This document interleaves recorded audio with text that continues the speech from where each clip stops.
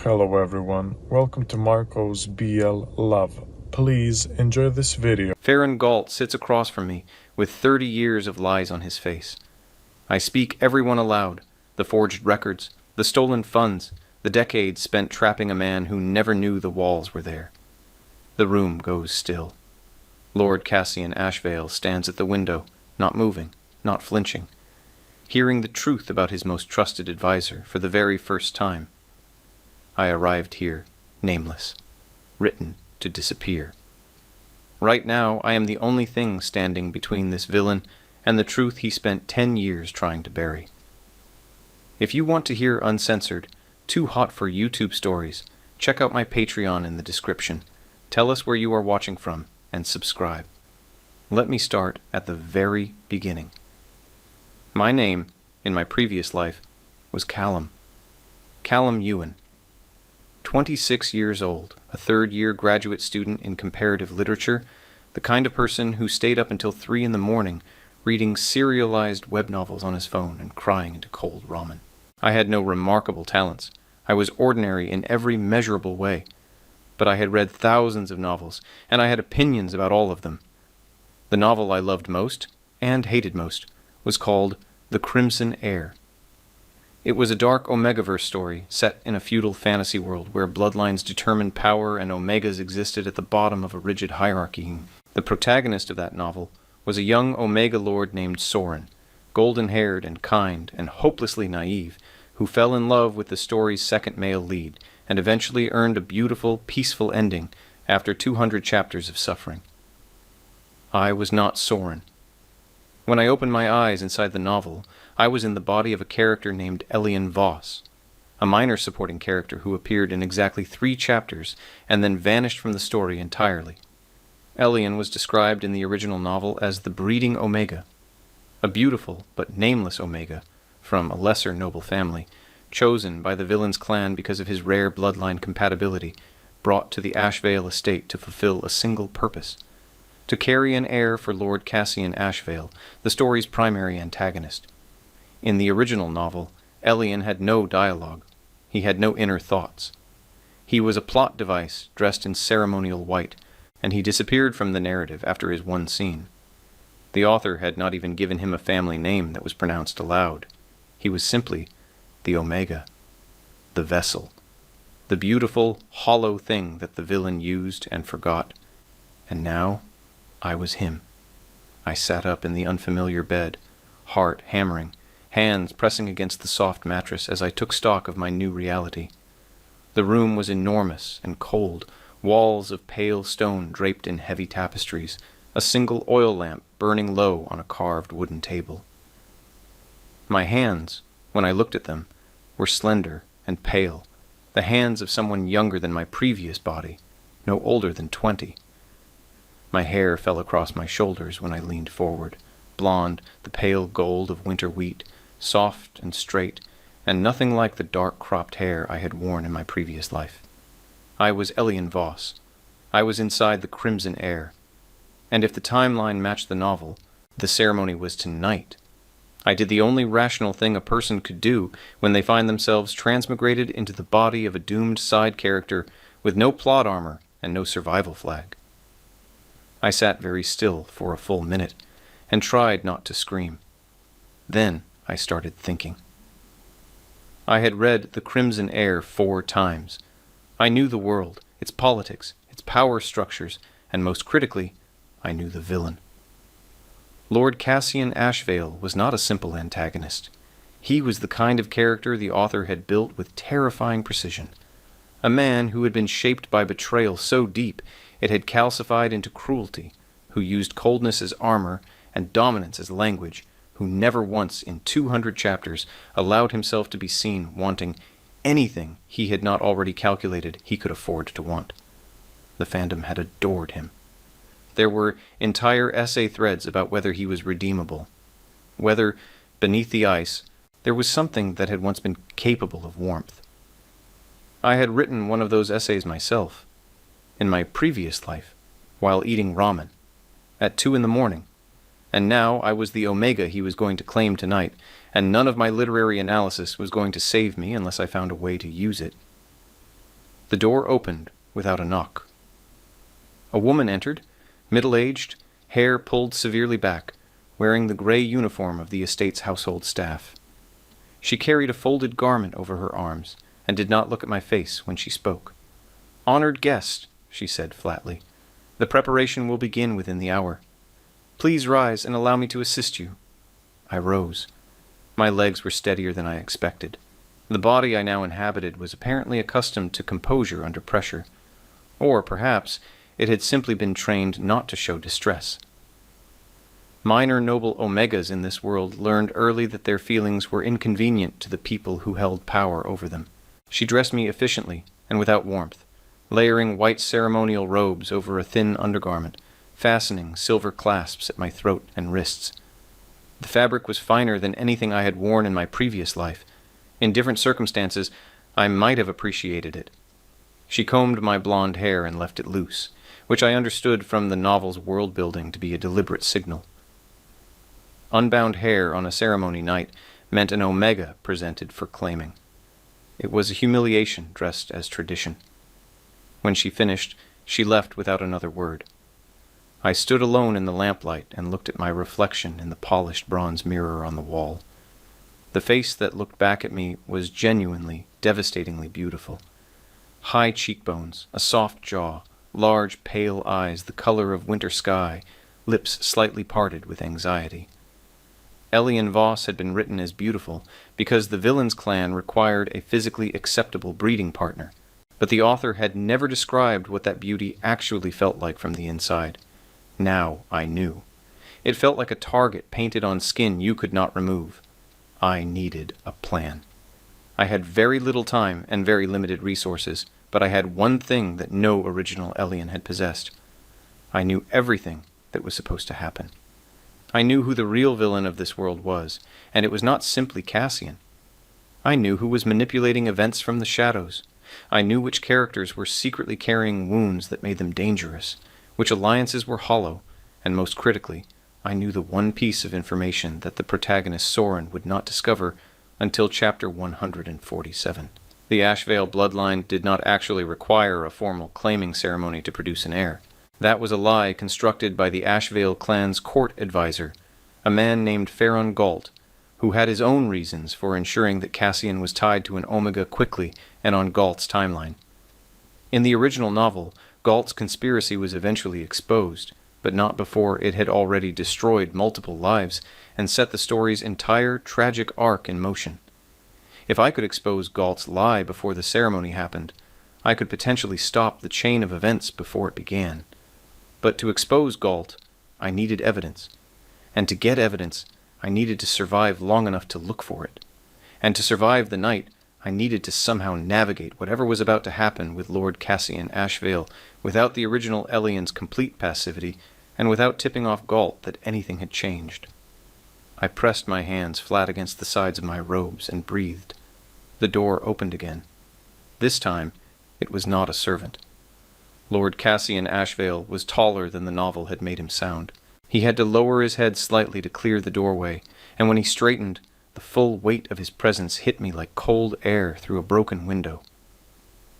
He was exactly as described.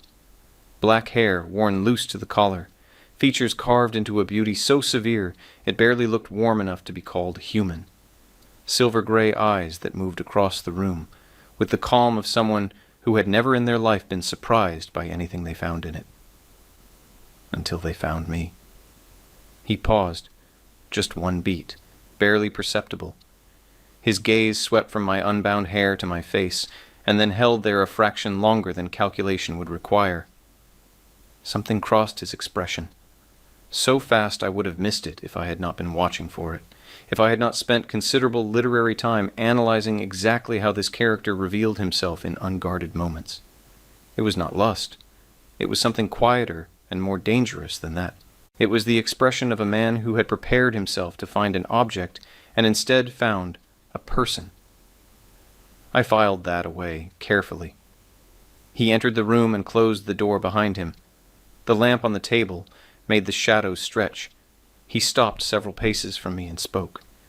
"You are the Voss Omega." It was not a question. His voice was precisely what I had imagined, low and even, the kind of voice that had long ago decided it did not need volume to make itself felt. I held his gaze. In the original novel, this was the moment Elian had lowered his eyes. I did not lower mine. "My name is Elian," I said, "not the Vos Omega." Elian. Something shifted in those silver eyes. Not warmth. Not yet.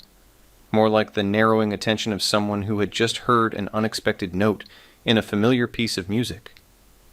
"Elian," he said, and the way he said it was different from how he had said Vos Omega. Slower, more deliberate, as if he were placing the name somewhere in himself where it would not easily fall out.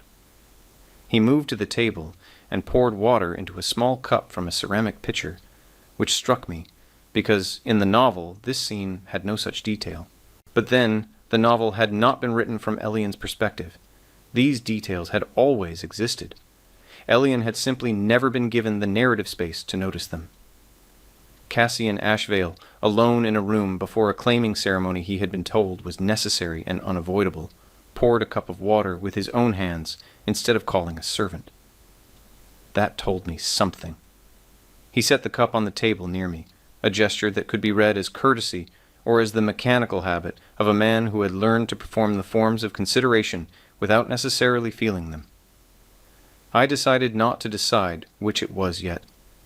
"You were not given time to eat this evening," he said. "I was informed the preparation process was rushed. I watched him." "That is correct." His jaw moved slightly. The advisor thought efficiency mattered more than He stopped.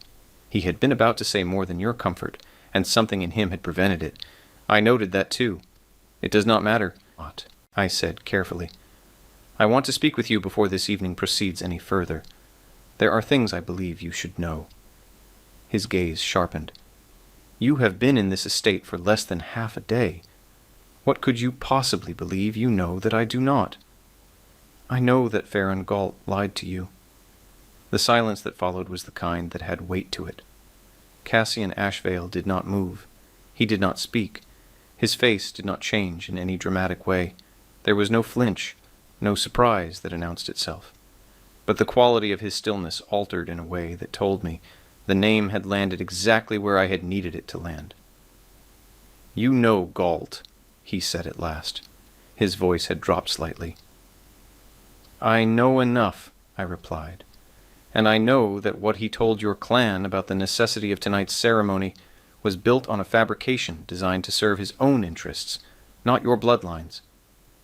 Before you proceed with anything, Lord Ashvale, I think you should ask yourself one question. When did Galt first recommend this particular solution? And what decision were you about to make at that exact time that would have inconvenienced him?" I could see him thinking. The working of that precise cold mind behind those silver eyes, not panicking, not reacting, simply processing the new variable I had just introduced into a calculation he had believed was settled. He was exactly as the novel had described him in its best moments, intelligent in a way that was almost frightening, the kind of intelligence that did not need to be loud about itself because it was never uncertain of its own accuracy. "The question is not why I should trust your word over Galt's," he said slowly.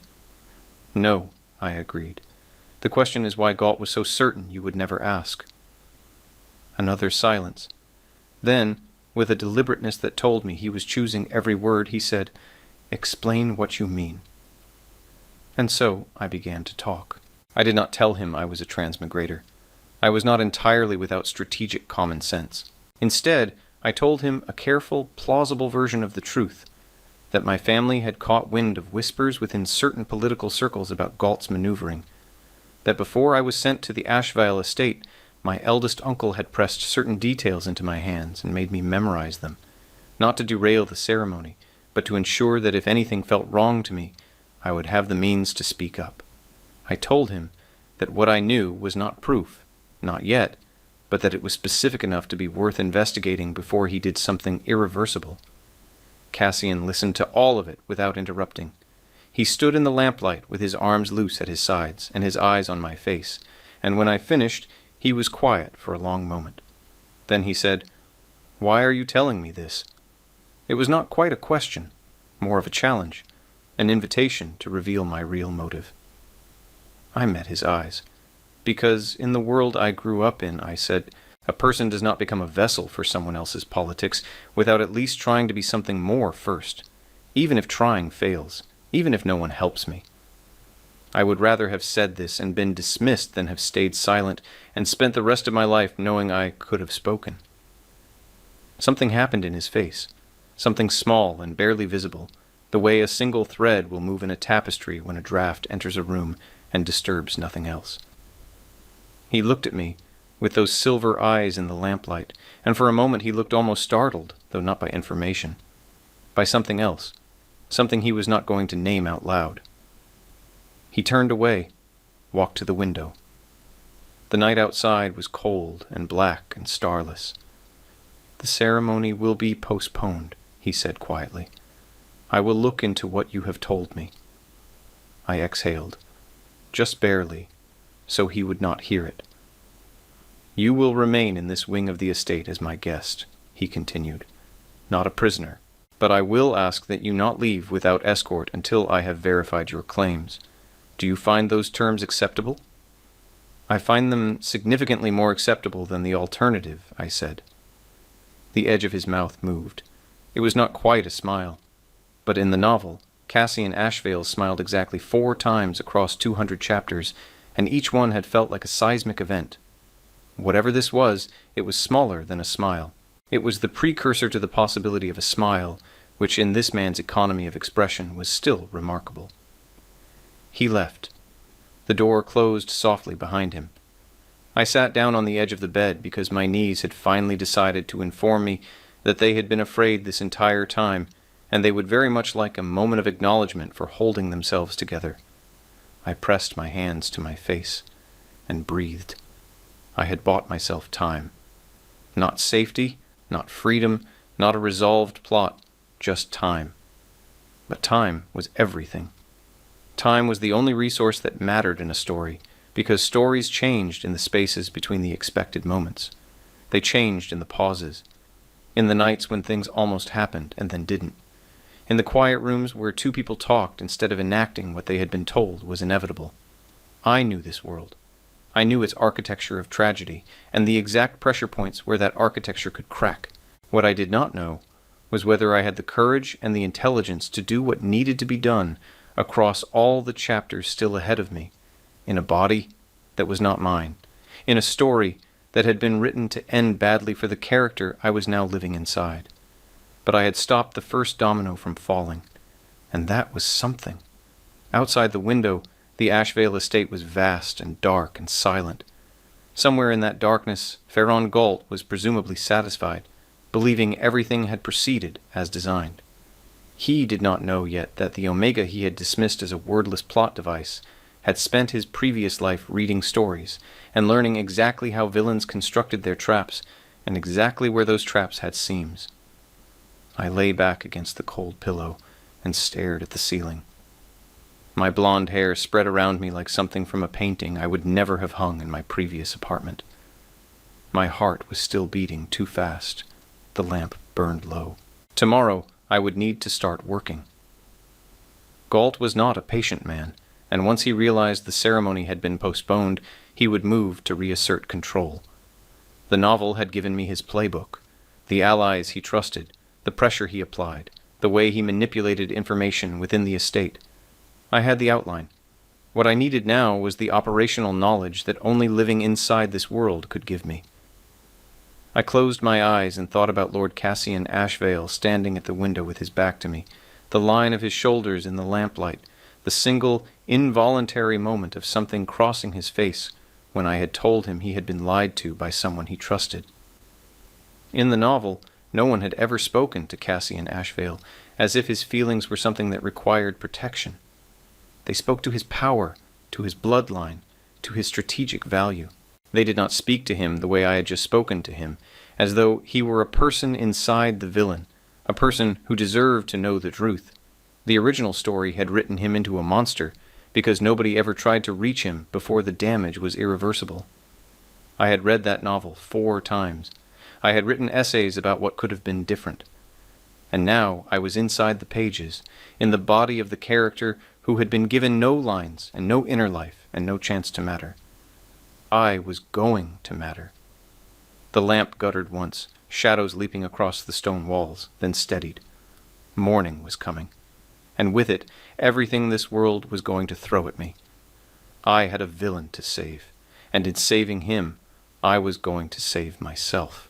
Sleep came eventually, shallow and uneasy, full of the kind of half-dreams that feel more like rehearsals than rest. I kept replaying the conversation with Cassian in different variations, finding the places where I had been lucky rather than clever, cataloging the moments where he could have dismissed me and chosen not to. By the time gray light began seeping under the heavy curtain across the room's single window, I had already been awake for an hour, lying still with my eyes open, listening to the estate's morning sounds taking shape around me.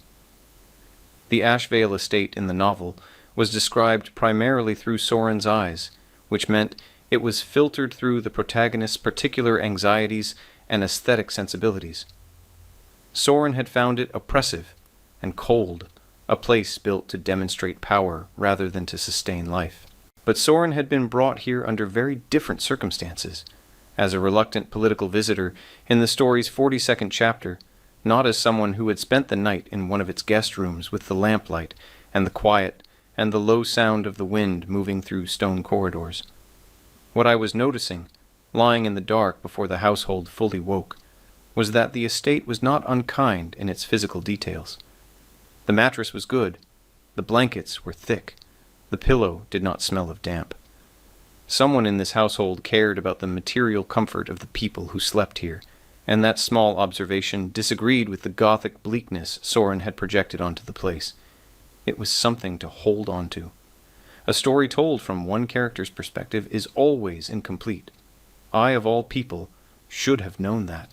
I had written the essay. A knock came at the door at what I estimated was the 7th hour of morning. A different servant this time, younger, with a round face and careful eyes that flicked to mine, and then away with the trained deference of someone who had learned not to be caught looking at guests too directly. She brought a tray, warm porridge with dried fruit, a pot of something herbal that steamed gently, a small cup of water, and a folded cloth napkin that had been pressed with more care than the situation strictly required. I thanked her.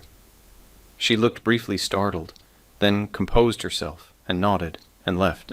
I sat with the tray in my lap and thought about Farron Galt. In the novel, Galt was introduced much later, appearing first as a background figure in the Ashvale court, and only revealing his true nature around chapter 60, when his manipulation of a secondary character's betrothal contract was exposed by accident. The readers had debated for months whether the author had planned him as the hidden antagonist from the beginning, or had retconned him into significance partway through. The foreshadowing, in retrospect, was there from the start. Small details that looked like world-building texture, until suddenly they assembled into a face.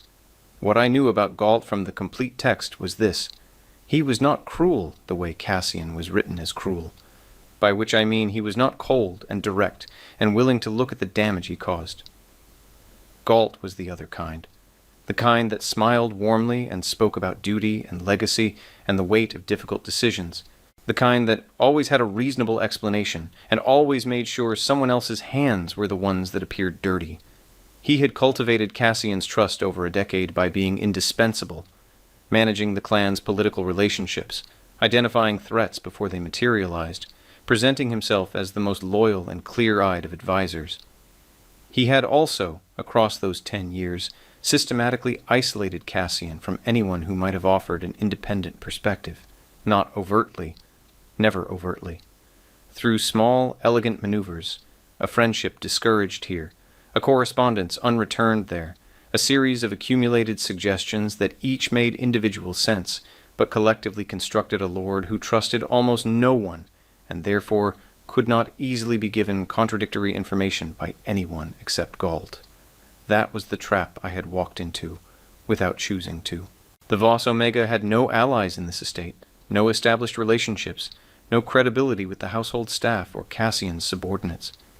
I was a stranger who had arrived yesterday and was now claiming that the Lord's most trusted advisor had lied to him. In ordinary circumstances, that claim would have been dismissed within minutes. The fact that it had not been dismissed told me something important about Cassian that the novel had only hinted at. Beneath the calcified cruelty, beneath the decade of Galt's careful shaping, some original instinct for truth was still intact. He had listened to me. He had not agreed with me, not openly, not yet, but he had listened, which meant some part of him had already been carrying a question about Galt that he had not been able to articulate until someone gave it a name. I needed to find that question and help him follow it to its answer before Galt realized what was happening and closed the gap. The door opened again. Not a knock this time. A man entered who was not a servant, older, perhaps 50, wearing the deep green of the Ashvale house colors in a long coat that had been pressed to severity. He had a pleasant face, the kind of pleasant that had been engineered over many years into something as reliable as architecture, and his eyes were the warm brown of someone who had learned that warmth was more useful than coldness in most situations. Farron Galt. In the flesh. Earlier than I had expected. He smiled at me with all the right muscles. "Honored guest," he said, his voice carrying the particular music of a man who had spent decades being the most reasonable person in every room. "I trust you rested comfortably. I wanted to come personally to ensure your stay was beginning well." The postponement of last evening's ceremony was an unexpected development, and Lord Ashvale asked me to convey that your patience is appreciated. I set the tray aside and stood. It was better to be standing when speaking to Galt. The novel had made it clear he was very good at making seated people feel small without doing anything technically aggressive. "Thank you," I said. "You are Advisor Galt." Something moved behind his pleasant eyes. Fast, controlled, gone in under a second. He had not expected me to know his name. I had been in the estate for less than a day. Minor, noble omegas from lesser families did not typically arrive already, knowing the names of senior court advisors by sight.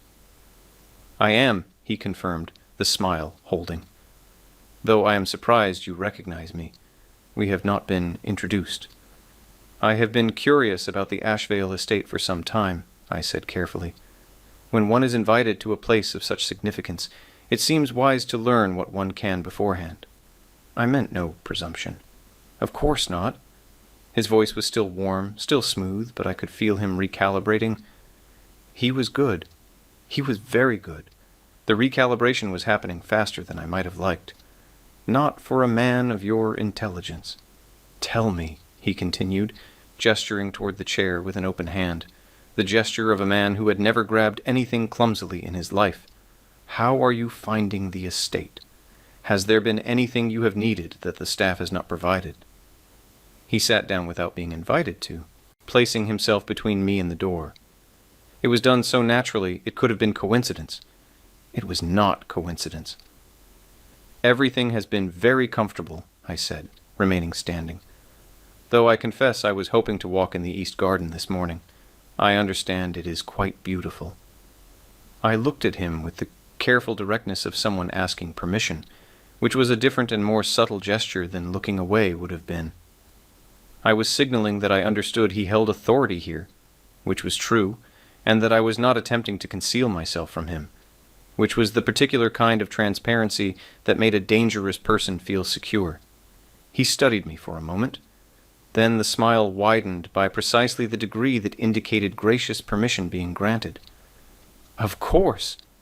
I will have someone escort you, though I should mention, Lord Ashvale has asked that you remain within the inner grounds for the present. A formality, you understand, until certain matters are settled."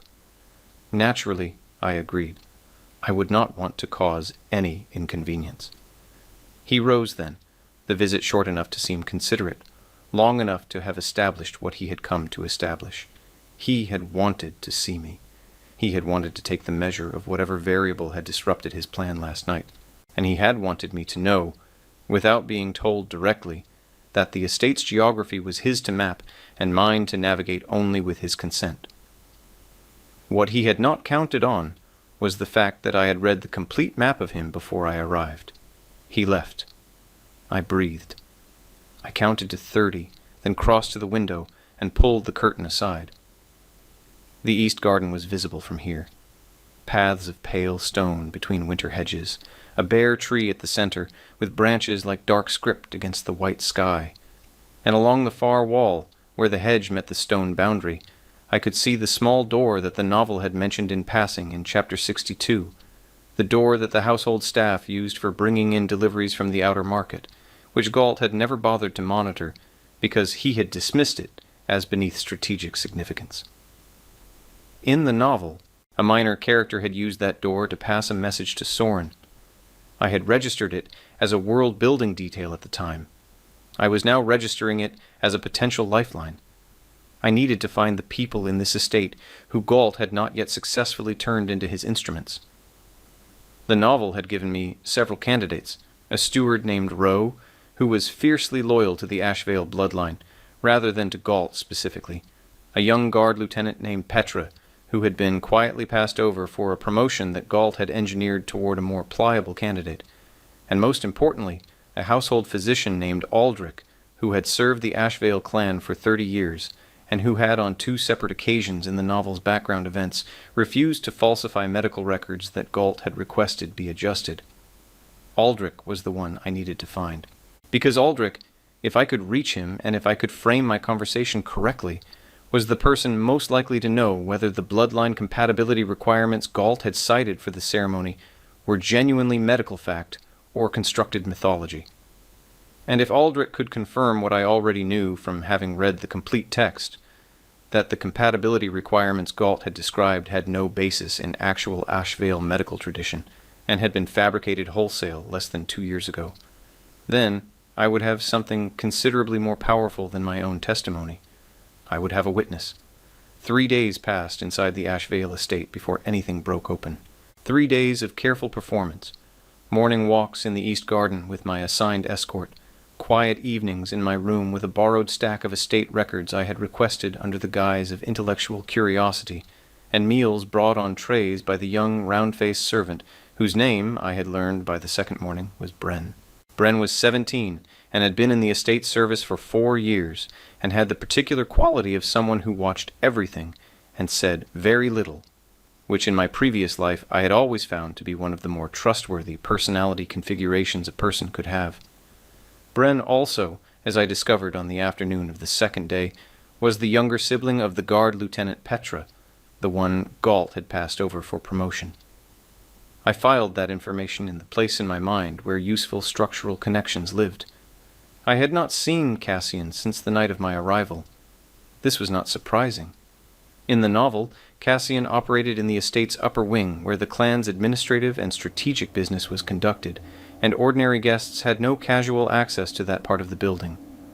But I had heard him twice, once through a shared wall late on the first night, the low register of his voice in what sounded like a confrontational conversation, the other person's voice too muffled to identify, but the tension audible even through stone, and once, in the courtyard below my window, in the early morning of the third day, giving quiet, precise instructions to a group of riders who then departed through the estate's main gates at pace.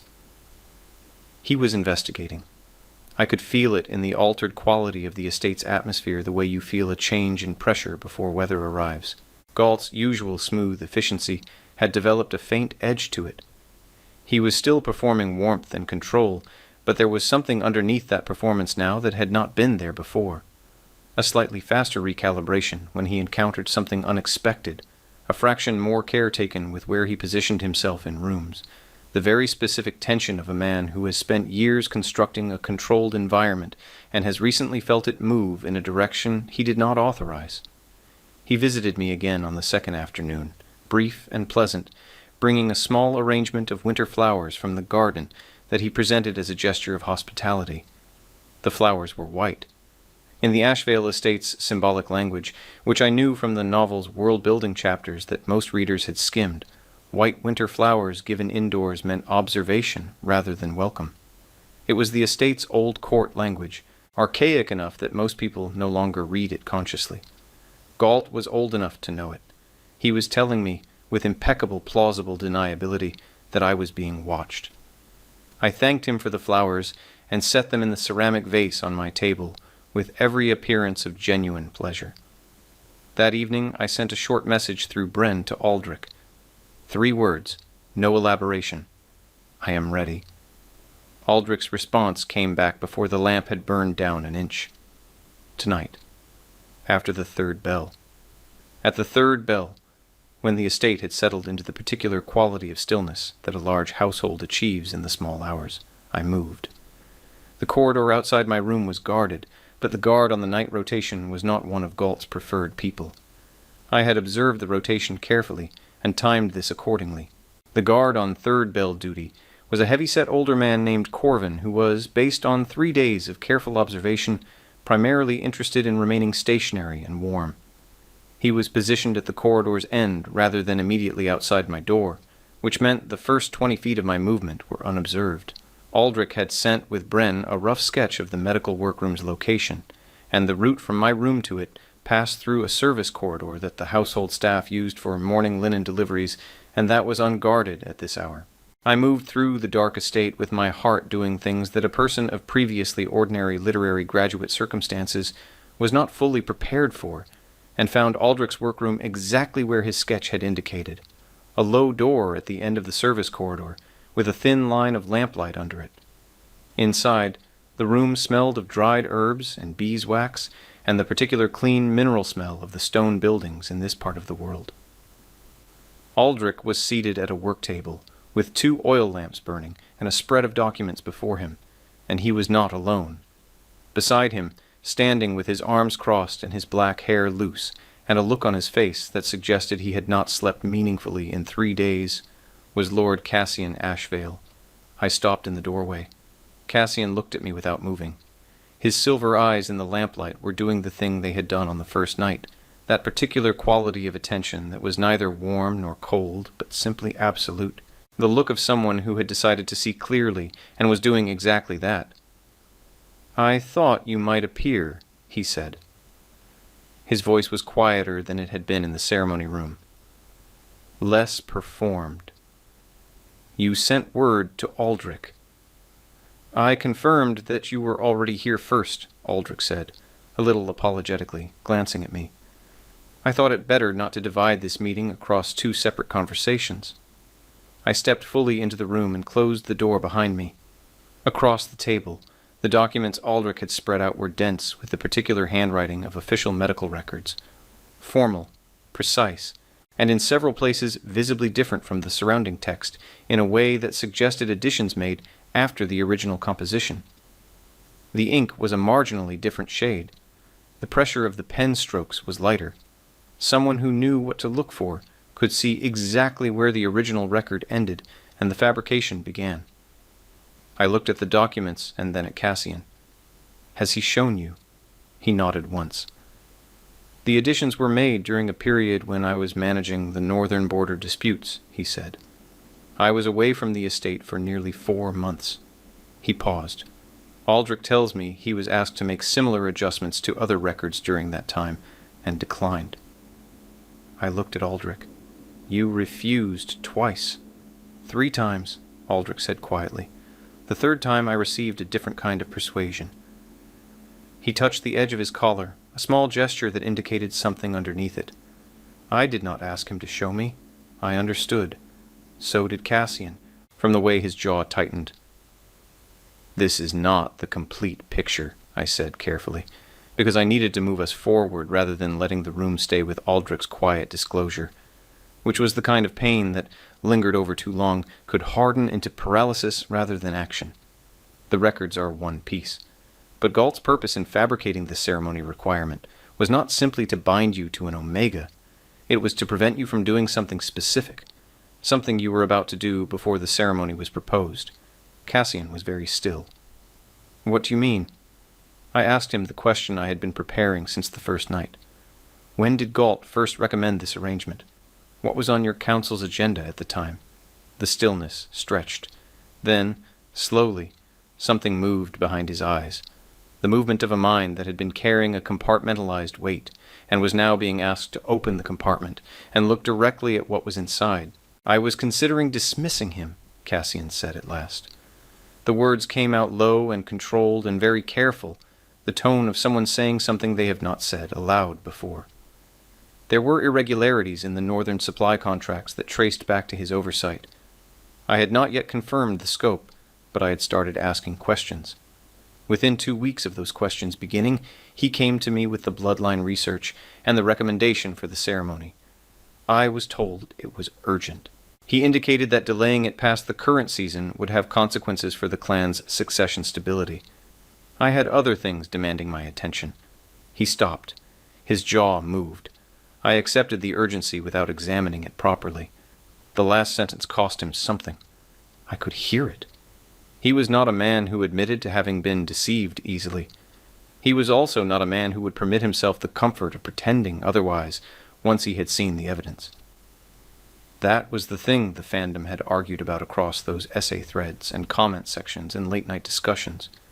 Whether Cassian's coldness was a defense against feeling things, or a mechanism for controlling the feelings he had in abundance but had been taught from early in his life to consider dangerous. The novel had never quite answered that question directly.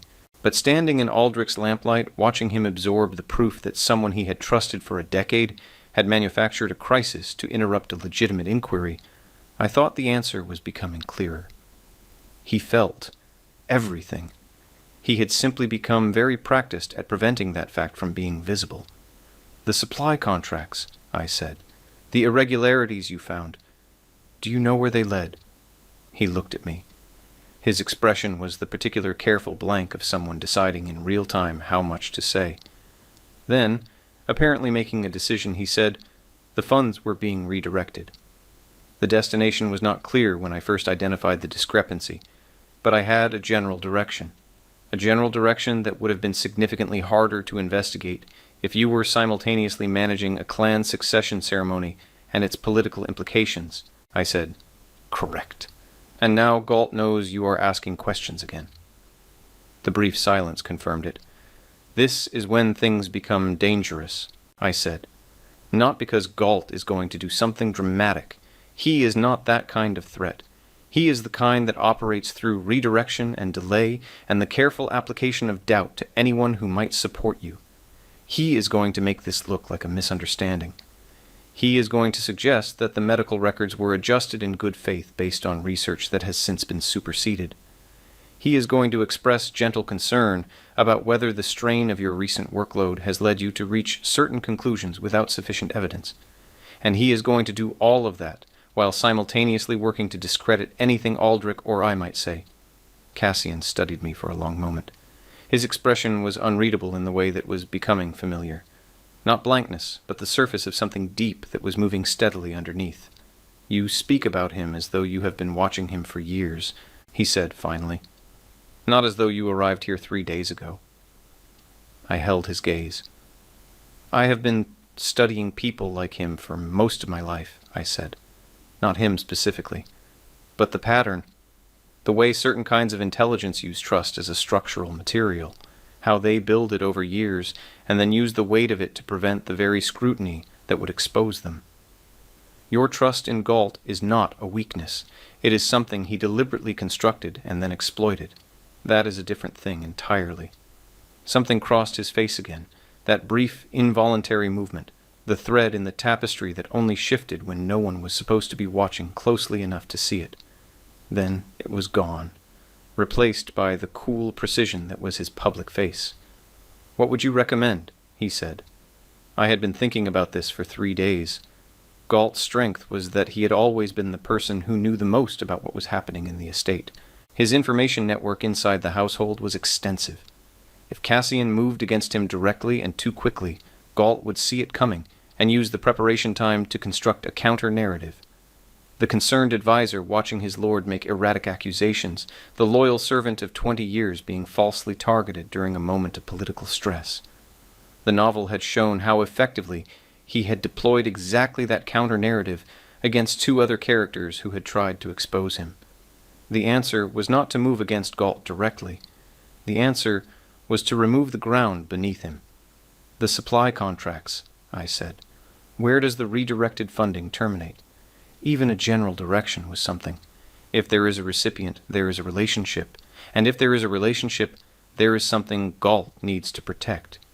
We do not need to confront him." We need to follow the money until we find the thing he cannot afford to have found, and then we make sure that finding is witnessed by someone outside his reach before he realizes what has happened." Cassian was quiet. Aldrich had been listening to this entire exchange without speaking, his hands folded on the table, his eyes moving between us with the careful attention of someone who is watching something unfold that they have been hoping for a long time would unfold. Then Cassian said, "There is a merchant consortium in the lowland city of Vareth. I identified their name in the contract irregularities before Galt's ceremony proposal redirected my attention. I did not have time to determine the nature of their relationship to this estate. Vareth, I said, and the word landed in my chest like a key finding a lock. Because I knew that name. In chapter 89 of the novel, Soren had traveled to Vareth on a different errand entirely, and had stumbled across, completely by accident, a record of payments flowing from the Vareth Merchant Consortium to a holding account that the novel's readers had spent 40 chapters trying to identify. The novel had eventually revealed it as the funding mechanism for a rival clan's expansion into Ashvale territory, a slow, patient financial undermining of the Ashvale clan's economic base that had been running for years before anyone noticed. Galt had been facilitating it. He had been receiving compensation for it, and in the original story, this had never been fully exposed because the character who might have discovered it, a minor investigator in Soren's orbit, had died in Chapter 93 under circumstances that the novel implied were not entirely accidental. In the original story, Cassian had never learned the full truth about Galt. He had discovered pieces of it, enough to sever the relationship, but not the complete picture. The complete picture had died with that investigator, and had gone to the novel's grave unexamined, leaving Cassian to end the story still carrying the residue of a decade's worth of manipulation without ever having the clean reckoning of knowing the entire thing. I knew the entire thing, and unlike the investigator in Chapter 93, I had the distinct advantage of knowing I was in danger and being able to plan accordingly. "The Vareth Consortium," I said carefully. "I believe I know something about the nature of that relationship, but to say it here, in this estate, without documentation that can be independently verified, would only give Galt warning before we have the evidence secured. I need you to trust me for a little longer, and I need you to do one thing in the meantime." He was watching me with those silver eyes and that deep, controlled focus. What thing? Behave as though nothing has changed. Continue your meetings with Galt. Do not allow him to know that what you found in these records has reached the scale of what it has reached. Give him the impression that you are satisfied with a minor administrative correction, and that the matter of the ceremony remains under quiet consideration. The longer he believes he has successfully contained this, the more time we have to prepare what cannot be contained. The silence that followed was longer than the others had been. Cassian was thinking, not hesitating, not doubting, but genuinely processing, running the variables, testing the logic against his own knowledge of Galt and the estate's internal dynamics. I had learned by now that his silences were not the silences of a man who needed reassurance. They were the silences of a mind doing actual work. Then he said, "You are asking me to trust the judgment of someone I met 3 days ago over a course of action that will determine the future of this clan." "Yes," I said. "I am." Another silence. Then, something I had not expected. The almost smile again, small and precise, and gone almost before it fully arrived. "You are remarkably direct for someone in your position," he said. I considered how to answer that. Then I said, "In my position, indirection is a luxury I cannot afford." Something shifted in his face at that. "Elian," I said. "Just Elian." He nodded once and left. The door closed behind him without sound, the way it always seemed to when he was the one closing it. Aldrich exhaled and rubbed his face with both hands, a gesture of exhausted relief that was deeply human and deeply at odds with the formal gravity that had filled the room for the last hour. Then he looked at me with something warm and tired and cautiously hopeful in his eyes. "How long have you been carrying all of that?" he asked. "A long time," I said. which was true in a way that could not be entirely explained. I thanked Aldrich and returned to my room through the dark service corridor without incident, the old guard Corvin still at his post at the far end of the hallway, facing away. I lay down on the good mattress under the thick blankets and stared at the ceiling. The piece I had not said to Cassian, the piece I was still turning over carefully in my mind, was the question of how to get the Vareth documentation without physically going to Vareth.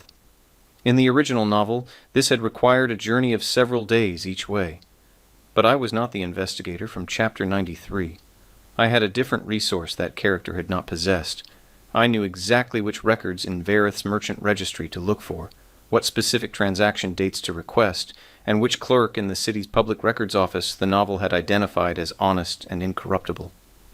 I did not need to search blindly through an unfamiliar city. I needed to send someone with a very precise list of exactly what to find. The riders Cassian had sent out this morning. He had already been moving. He had already been thinking 3 steps ahead. I closed my eyes and let myself believe, carefully and provisionally, that this might actually work. The next morning brought a development I had not entirely anticipated.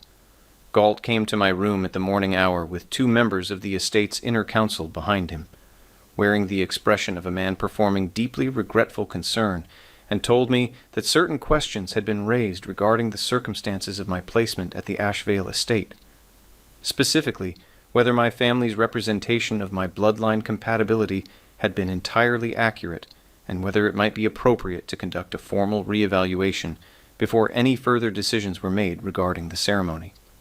The formal re-evaluation that he was proposing would, under estate protocols, require me to relocate to the estate's medical evaluation wing for a period of no less than 10 days, away from Aldrich's workroom, away from Bren in the service corridor, into a contained environment that Galt had direct oversight over. It was elegant. I gave him that. I said, with the particular steady calm that comes not from the absence of fear, but from the decision that fear is not going to determine what happens next, I appreciate the proposal, Advisor Galt. I would, however, ask that Lord Ashvale be present for that conversation. Since any decision regarding the ceremony ultimately falls within his direct authority rather than the Council's administrative scope. I paused, unless, of course, that is an inconvenience, in which case I imagine he could simply be informed afterward. The warmth in Galt's expression remained exactly where he had placed it, not a flicker. "Of course," he said smoothly. "I will arrange a joint meeting at his earliest convenience." He left. I went to the door and found Bren in the corridor. "I need to get a message to Lord Ashvale," I said. "Not through the household system. Privately. Can you help me?" Bren looked at me for a moment with those careful, observant eyes. Then she said, if I gave Petra a note before the 6th bell, it would reach him before Galt's people arranged a meeting time. I wrote 4 lines on a scrap of plain paper. No codes, no elaborate phrasing. Simply, Galt is moving to relocate me, proposing a joint meeting with you present as cover. He will reach you to arrange it before noon. Respond before he does. The response came before the 7th bell, through Roe the steward, in a hand that was precise and angular and immediately recognizable. "The joint meeting has been arranged. It will occur here, in this wing, in 1 hour, and I will be present before Galt arrives." 1 hour later, in the room that had been my residence for 4 days, Lord Cassian Ashvale stood near the window, with the particular stillness of a man who has positioned himself where he wanted to be before anyone else arrived. I sat at the table. The winter light was pale and clean through the glass. Galt entered 3 minutes later. He found the configuration and processed it in under a second. A flicker behind his warm eyes, immediately controlled, the rapid adjustment of someone who had arrived expecting to be the person defining the terms of the conversation and had discovered that the terms had already been defined. He settled into the chair across from me with the ease of a man who had never once in his adult life lost a room he was sitting in. He began with the stated justification for the re-evaluation proposal. He was measured, reasonable, apparently genuinely concerned. He referenced the original bloodline documentation. He cited the Council's interest in proceeding properly. He expressed warm regard for my well-being and the estate's due diligence. He was so good that if I had not known every word of his history, I might have believed him entirely. Cassian listened to all of it without expression. Then he said very quietly, "I have decided the ceremony will not proceed under the current parameters." Galt paused. Then, recovering smoothly, he said, "My lord, I understand the complexity of the situation, but the bloodline requirements have been reviewed," Cassian said, "by someone with the relevant expertise." He did not look at me. He looked at Galt with those silver eyes and the absolute, unperformed directness of a man who has decided to see clearly and is doing exactly that. The documentation supporting those requirements has also been reviewed. The review raised questions that I intend to pursue before making any further decisions regarding this arrangement. A silence. Galt held his expression. His eyes moved once to me, a quick controlled assessment, and then back to Cassian. "I am glad you are approaching this with care, my lord," he said. "I would be happy to discuss the research documentation in detail at whatever time is convenient." And then I spoke. I looked at Galt across the table, and I thought about all the people whose lives had bent or broken around this man's patient, elegant machinery. The physician who had been quietly coerced. The guard lieutenant passed over for promotion. The investigators in the novel who had found the edges of the truth and not been permitted to follow them. And the lord sitting at the window who had been shaped, over 10 years, into precisely the isolated and overworked and burdened person that Galt needed him to be. I thought about what I had said to Cassian on the first night, that a person does not become a vessel for someone else's politics without trying to be something more first. And then I said, calmly and clearly, and without any particular dramatic inflection, because the moment did not need drama. It needed only the plain truth spoken aloud in the presence of the person who had been kept from hearing it. Advisor Galt, the bloodline compatibility documentation was added to the estate's medical records during Lord Ashvale's absence on the northern border disputes at your instruction, approximately 18 months ago. The physician who was asked to make those additions declined on 3 separate occasions. The documentation therefore does not reflect any pre-existing Ashvale medical tradition. It reflects a decision you made for reasons unrelated to the clan's succession requirements. The room was very quiet. I continued, "You made that decision because Lord Ashvale had begun asking questions about the northern supply contracts. The ceremony proposal redirected his attention and his administrative resources at a critical moment.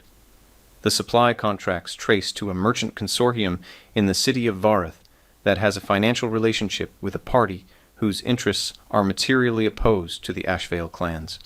You have been facilitating and receiving compensation for that relationship for several years." The silence had a different quality now. Heavier. The quality of something that had been suspended for a long time, finally finding the ground. Galt's expression did not collapse. He was too skilled for that. But it changed, in the way that a very good mask changes when the face beneath it shifts. The warmth was still there, technically, but it had become what it had always been, performance without substance, form without feeling. And the room could see that now in a way it had not been able to see it before. He looked at Cassian. "My lord," he said, and there was something in his voice for the first time that was not completely controlled. "This is a significant accusation from someone who arrived in this estate 4 days ago with no—" "I know about Vareth," Cassian said. His voice was quiet and final, the tone of someone who has conducted a full investigation in secret over several days and is now closing it. "I sent riders 3 days ago. The confirmation arrived this morning, and with those words, the last of Galt's architecture came down. Not loudly, not dramatically. The way a structure fails when the single weight-bearing point gives way. Everything that depended on it simply stops holding its shape." Galt looked at Cassian, and then at me, and then at the door, the way a person looks at exits when they have run out of room to maneuver, and for one unguarded moment, the face beneath the warmth was visible, calculating, diminished, already moving toward the next position. Then that too was controlled, replaced by something that was neither warmth nor calculation, but a third thing entirely. resignation wearing the clothes of dignity. "I will," he said quietly, "make whatever records are requested available to the council." Cassian turned to Roe, who had been standing at the room's edge so quietly I had almost forgotten he was there. "Please arrange for Advisor Galt to be escorted to his quarters," he said. "He will remain there pending a full council review." Roe moved. Galt stood and allowed himself to be escorted without resistance, which was in its own way the final confirmation of everything. A man who genuinely had a counter-argument fights.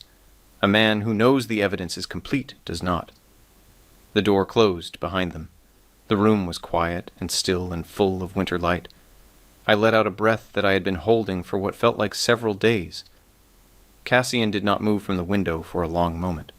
When he finally turned, his expression was the most unguarded I had seen it. Not soft exactly, not warm in any conventional sense, but open in a way that had not been there before. The armor was still present. It had simply stopped pretending to be something other than armor, which paradoxically made it less oppressive. "You knew about Vareth before I told you," he said. It was not an accusation. It was an observation made with the careful precision of someone who had been noting inconsistencies and was now addressing them directly. "I did," I admitted. "And the other details. The timing of the additions to the records, the number of times Aldrich refused, the supply contract irregularities." He paused. "You knew all of it before you set foot in this estate." I kept his gaze. Yes. How? I thought about how to answer that. The true answer was not available to me in any form that would make reasonable sense inside this world's frame of reference. But I had been thinking about what I could offer instead. Not a lie, because I was genuinely tired of the architecture that had shaped everything around me being built on things that were not true, but a version of the truth that fit the reality he was standing in. "There are some people," I said, "who move through the world at a slight remove from it, who observe patterns that others are too close to see, who can look at a structure and identify where the weight is being held in the wrong places before the crack appears. I cannot fully explain why I see things the way I see them. I only know that I have always been this way, and that for most of my life it has been more burden than gift." He watched me. The silver eyes were doing their deep, absolute attending. Analyzing, yes, but also something else that I was beginning to recognize, a kind of careful wondering, and the expression of a man who has encountered something he did not expect and is not yet sure what to do with the feeling that generates. "In this estate," he said finally, "it has not been a burden." "No," I agreed quietly. "Here it has been useful." Another silence. Then he said, "The ceremony." I looked at him. "You came here under circumstances you did not choose," he said. "Everything that was told to you about this arrangement was built on a fabrication. You have no obligation to this clan or to me that was honestly incurred.